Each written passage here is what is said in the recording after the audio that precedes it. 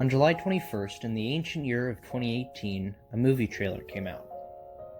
I, being the naive little fucknugget that I am, was enthralled by this trailer. Very rarely does anything give me chills, but this delivered a bucket load. The incredible footage was accompanied by what might be the most beautiful song I have ever heard, Claire de Lune. I was immediately hooked by all that this trailer offered, so of course I had to see the film. I went to the theater with my dad, and the two of us sat and watched it together. And it was fucking awful.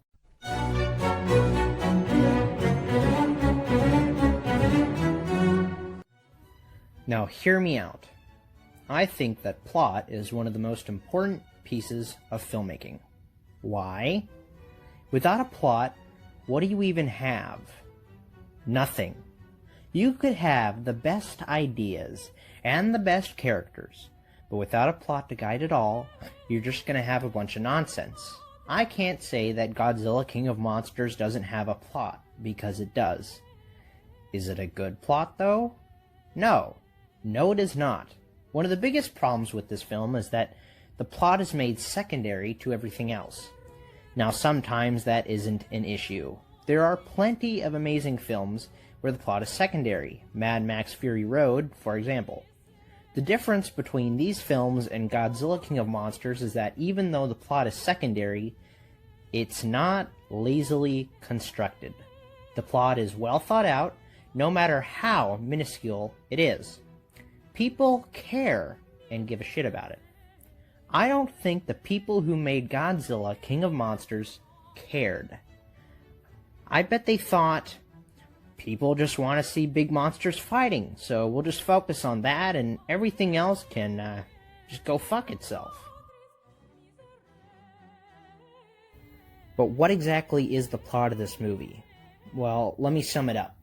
And of course, this means there's going to be spoilers, so just be aware that if you don't want to hear spoilers for a movie that came out in 2019, you can go, you're free to leave. Anyways, the plot. Eco-terrorists wake Ghidorah up and try to control him with a machine called the Orca, then when used, is able to send Chad frequencies at kaiju. These Chad frequencies make beta kaijus do whatever the fuck you want them to do. Ghidorah is a Chad himself, though, so rather than be controlled by the Orca, he decides to send his own Chad frequency, and all the beta kaijus decide to follow him instead. Godzilla is also an Alpha Chad, so he decides to fight Ghidorah for the crown of Alpha King Chad. Meanwhile, Monarch, the organization that studies kaiju, flies around in planes and rides around in boats, watching the Chad battles take place. At some point, Godzilla gets hurt, and Monarch has to revive him by blowing up a nuclear bomb next to his face in the lost city of Atlantis. Then he gets back up, swims to Boston, and fights Ghidorah some more with Rodan and Mothra. One of the eco-terrorists uses the Orca to sacrifice herself in order to save her daughter and husband. Then Godzilla explodes Boston and deep-throats Ghidorah's head. The end.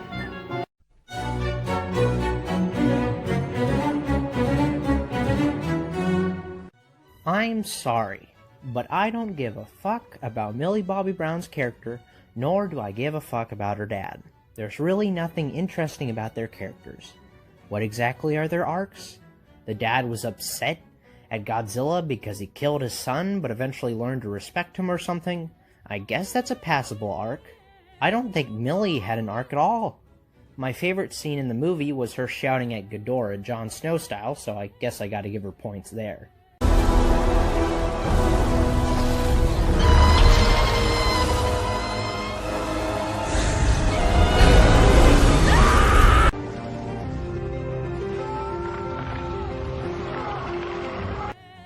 There's just something really funny about that. I don't know why. The worst character is the eco-terrorist mom. They try to give her an arc, but it falls completely flat. She helps the bad guys cause what could have been the apocalypse, and then pulls the sacrificial move at the end of the movie. They try to make you feel sad for her when she dies, but, like, her actions caused thousands of people to die. So I don't really give a shit. She's a horrible fucking person. Everyone else in the movie is used to say whatever exposition needs to be said. Serizawa is probably the best character in the movie, even though I still don't really care about him. He has a fleshed out love for Godzilla that I think is more interesting than most of the characters. He sacrifices himself by blowing up the bomb to revive Godzilla. Honestly though, like I said, I don't care about his character, so when he sacrifices himself, it doesn't really make me feel anything. It's an unfortunate problem that a lot of these monster movies seem to suffer from. A lack of compelling human characters.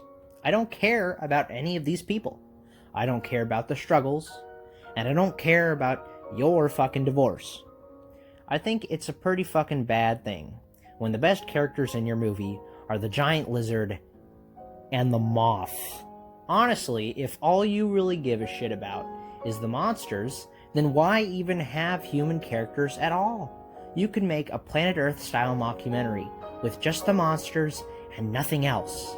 I'm not saying it would be good, but it would be better than dealing with these fuckers for over half of the movie.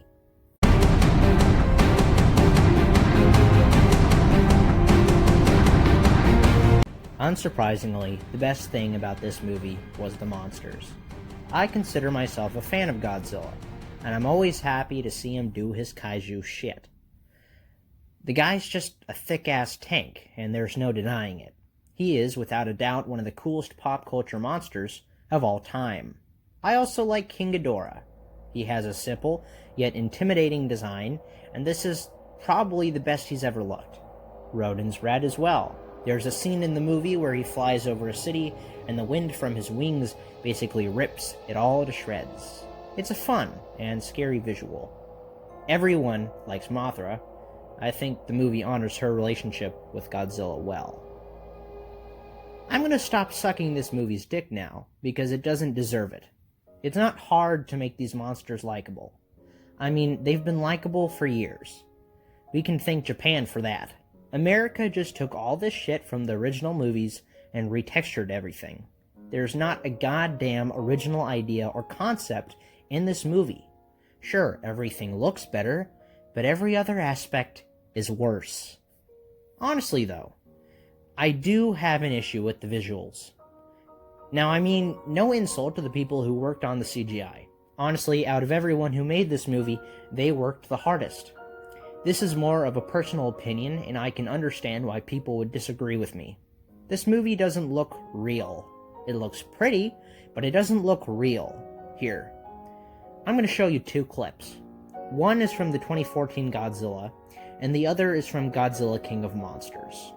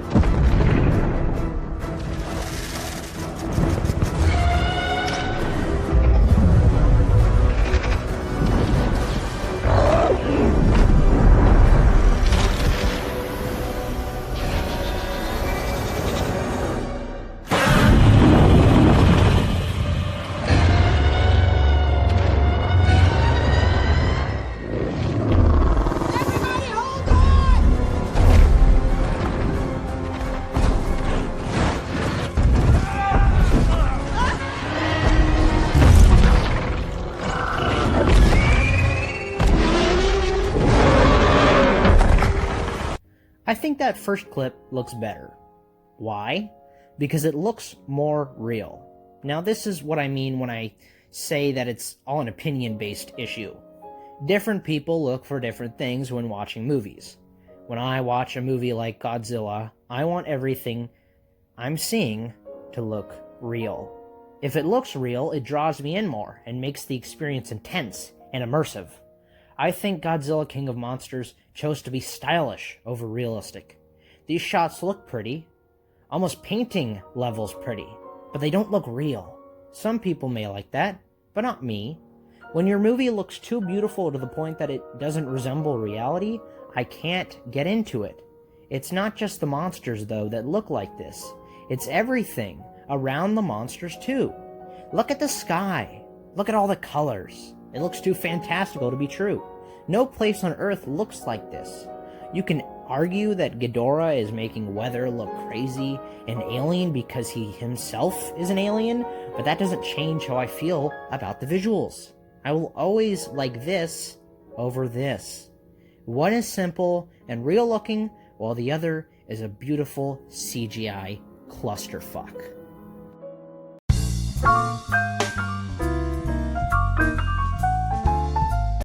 You might be asking why I'm making this review. Godzilla King of the Monsters came out in 2019. Why the fuck does any of this matter anymore? Well, because they're still making these movies.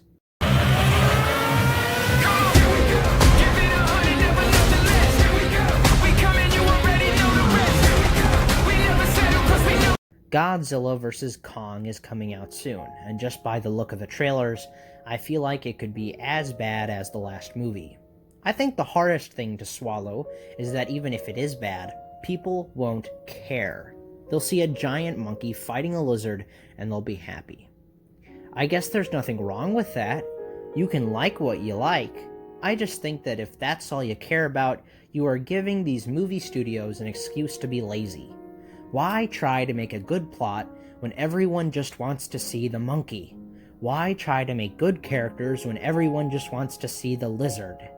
It would be awesome to see a future Godzilla film where the story and the characters are just as compelling as the monster action. I want to see something like that one day. I want to say that these movies are good because it makes me sad to say otherwise. If Godzilla vs. Kong sucks, which I think it will, I hope that people will wake up and start giving a shit. I hope they get angry and demand better from studios. If not, we're just going to keep getting shitty movies like Godzilla King of Monsters. Movies that don't have to try because people don't care whether they're bad or good.